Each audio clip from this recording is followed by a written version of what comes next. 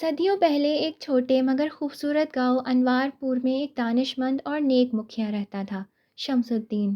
لوگ اسے انصاف، عقل اور ایمان کی علامت سمجھتے تھے۔ گاؤں میں ہر شخص اس کے فیصلے پر یقین رکھتا، چاہے وہ غریب ہو یا امیر۔ شمس الدین کے چار بیٹے اور ایک بیٹی تھی۔ بیٹے تعلیم اور کاروبار میں مصروف تھے اور بیٹی نور جہاں اپنے والد کے انصاف اور حکمت کی شبیہ سمجھی جاتی تھی۔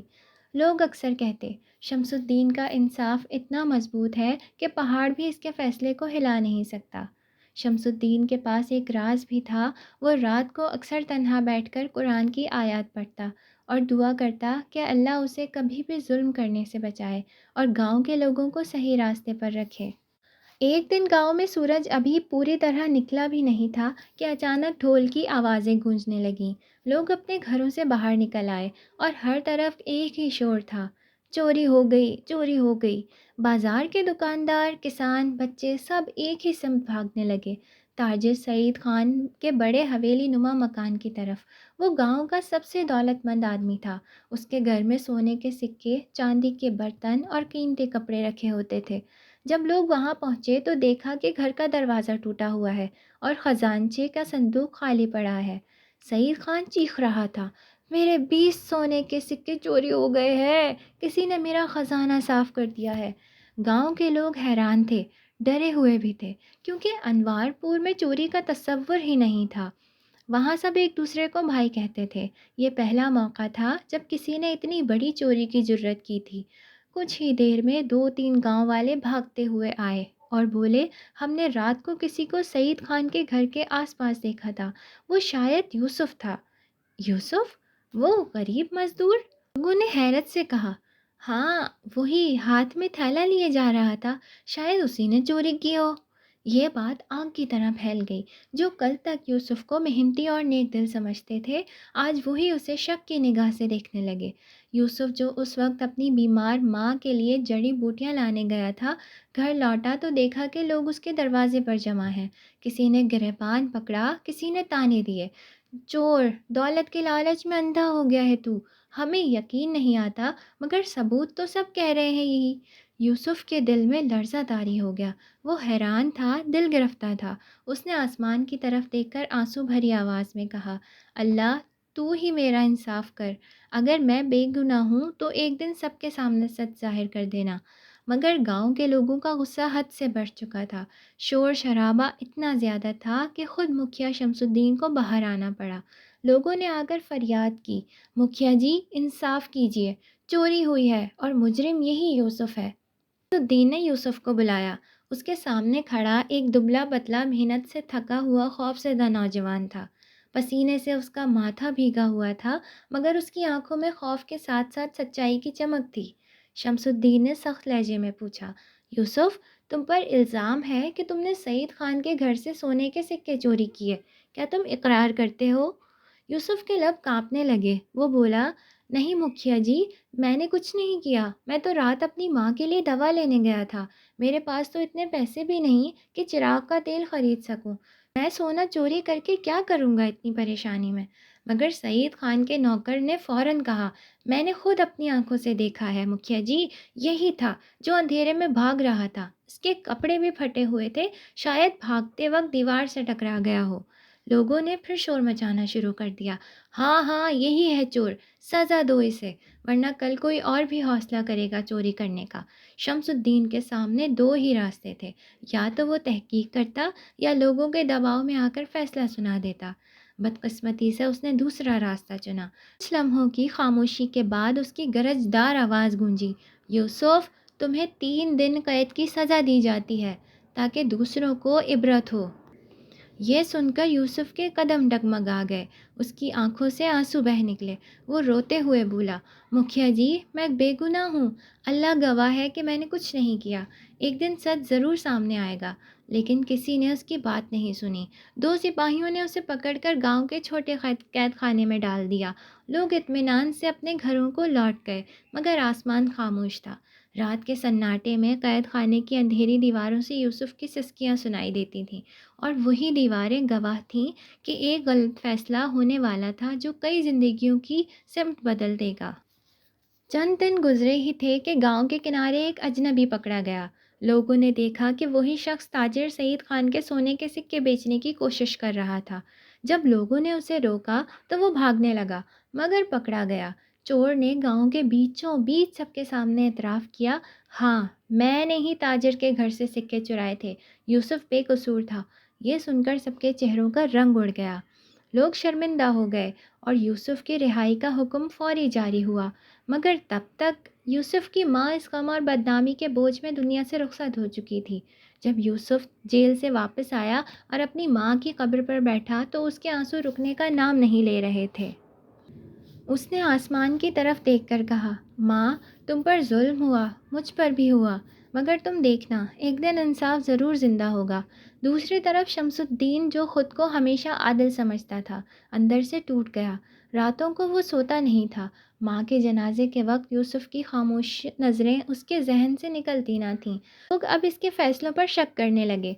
बाजार में, मस्जिद के बाहर, चाय के ढाबे पर, हर जगह यही बात थी। जी, शमसुद्दीन ने नाहक फ़ैसला दिया था। क्या अब भी उस पर एतमाद किया जा सकता है? ये वाक़या शमसुद्दीन के दिल पर गहरा नक्श छोड़ गया। वो खुद से सवाल करता, क्या मैं वाक़ई इंसाफ़ करता हूँ या मैं सिर्फ़ आवाज़ अक्सरियत का ग़ुलाम बन गया हूँ?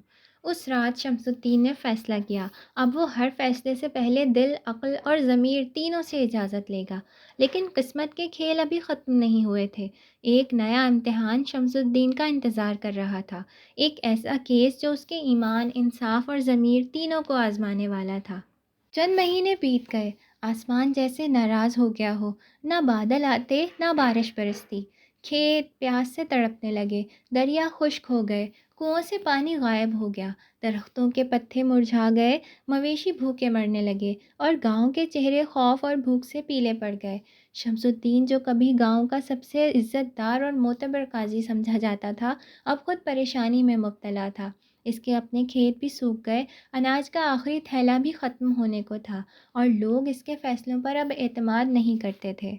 एक दिन वो मस्जिद के सहन में बैठा सोच रहा था कि ये मुसीबत क्यों आई? क्या ये कुदरत का इम्तिहान है या किसी की बद्दुआ? तभी एक अजनबी, कमज़ोर मगर आंखों में रोशनी लिए गांव में दाखिल हुआ। उसके कंधे पर पुराना सा थैला था, हाथ में असा और चेहरे पर इल्म की झलक। उसने शमसुद्दीन के करीब आकर आहिस्ता से कहा, अस्सलामु अलैकुम काजी साहब, मैं एक मुसाफिर हूँ, बहुत दूर से आया हूँ, लेकिन मेरे आने का मकसद सिर्फ खाना नहीं, एक पैगाम भी है। शमसुद्दीन ने चौंक कर पूछा, पैगाम? कैसा पैगाम? बूढ़े ने कहा, जो फैसला तुमने यूसुफ के बारे में किया था, वो सिर्फ तुम्हारी अक्ल का नहीं, तुम्हारे दिल की कमज़ोरी का फैसला था। तुमने सच देखे बगैर शोर पर यकीन कर लिया, और जब काजी का तराजू झुक जाए तो बारिशें रुक जाती हैं, ज़मीन खुश्क हो जाती है और इंसाफ का साया उठ जाता है। ये अल्फाज तीर की तरह शमसुद्दीन के दिल में लगे। वो खामोश रहा, मगर अंदर से लरज़ गया। रात को उसने खुद को अल्लाह के हुजूर झुकाया और कहा, ए मालिक, अगर मेरी कोताही ने गांव पर मुसीबत भेजी है तो मुझ पर रहम फरमा और मुझे सच का रास्ता दिखा। उसी रात एक ख्वाब आया। शमसुद्दीन ने देखा कि यूसुफ की माँ सफ़ेद लिबास में उसके सामने खड़ी है। वो मुस्कुरा कर कहती है, काजी साहब, सच का वक्त कभी ख़त्म नहीं होता, बस इसे पहचानने के लिए दिल को पाक रखना ज़रूरी है। अगली सुबह वो पसीने में शराबोर जाग उठा। आसमान अब भी साकित था, मगर इसके दिल में एक नया अज़्म पैदा हो गया था। उसने फ़ैसला किया कि वो अब एक नया सफ़र शुरू करेगा, सच की तलाश का, अपने ज़मीर की सफाई का और इंसाफ के हकीकी मायने समझने का। लेकिन किस्मत अभी मुकम्मल कहानी नहीं सुनाने वाली थी, क्योंकि अगली आजमाइश इंसान की ईमान से नहीं, बल्कि उसके इंसाफ के मयार से होने वाली थी। एक ऐसा मुकदमा जो न सिर्फ गांव बल्कि शमसुद्दीन की तकदीर बदलने वाला था।